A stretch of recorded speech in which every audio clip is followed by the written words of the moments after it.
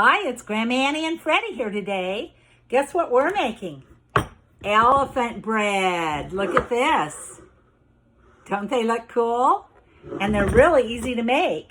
All you do is get a can of these biscuits that you pop open. That's the fun part, popping it open. I should have brought 2 cans so we could have popped one. And then you take 2 biscuits, 1, 2, and I'll show you what we're going to do. Okay, Freddy, I'm going to put you down. Okay, so you take 1 biscuit and you cut one side like this. See? And then you cut the other side. Those are the ears. I'll show you how I cut it. I cut an ear on each side like this. And then guess what's in the middle? It's the trunk. So we're going to put the ear on the side of the elephant. Just push it on there. And then you're going to put this other ear on the other side of the elephant. Just push it on there like that.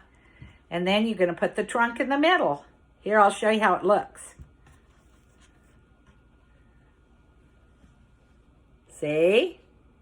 And then you can put eyes in it. You can use raisins. Or I have dried cranberries at my house. So I put dried cranberries for the eyes. You can put those in there. And then you bake it. And then, you know what you can do before you bake it if you want to? You can sprinkle some cinnamon sugar on. That's what I did to these elephants here.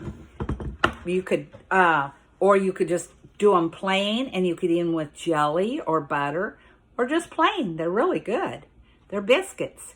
So, have fun making elephants today. And it's a fun cooking project. I hope you have a good time. Bye.